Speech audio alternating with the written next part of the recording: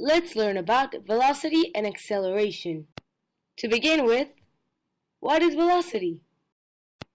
Velocity is the rate of change in an object's position, such as how this ball changes position. The quantity of change is the velocity. Velocity has a magnitude and a direction, which means that it can go south, north, east, or west. Its standard unit is meters per second, and it's obtained by this formula.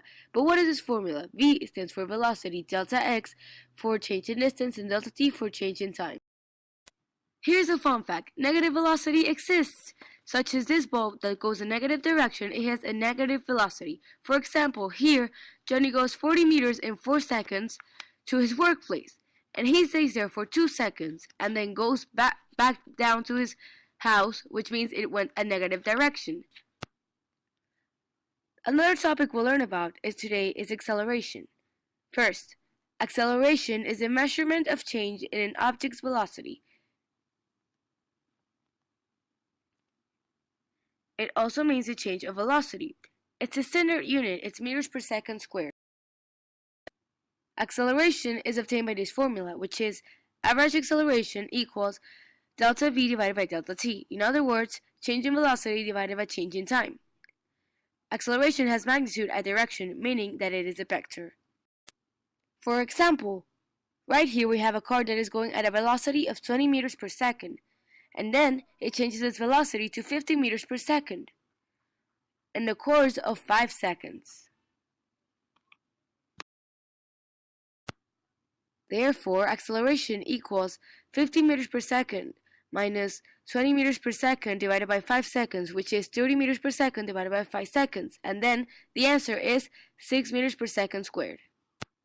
Now, let's jump into the next topic, which is gravitational acceleration. Gravitational acceleration is the intensity of a gravitational field. It also plays a big role on the force caused by gravity.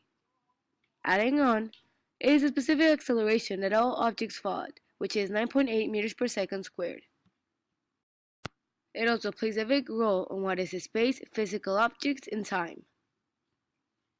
For example, a free-falling object like this ball gains a downward speed of 9.8 meters per second squared. Next is wind resistance. Gravitational acceleration is a type of friction which is the opposing force towards a moving object against air. As an object accelerates, its velocity and wind resistance increase. For example, for bikers, wind resistance is their worst enemy because it is the friction moving against them. They are fighting against the wind resistance that is slowing them down. So, let's say this guy was falling down and with an acceleration of 6.19 meters per second. Then, we grab the gravitational acceleration, which is 9.8 meters per second, and subtract the acceleration of this little guy. And then this gives us the 6.62 meters per second, which is the wind resistance that was going against him. Here is a very accurate picture of how air resistance and gravity work together. Gravity is part of gravitational acceleration, so we know that it always pulls us down, where air resistance is going against it as a friction.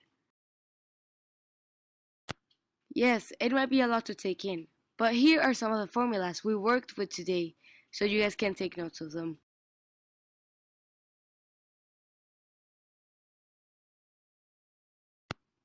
Thank you for listening. Created using Powtoon.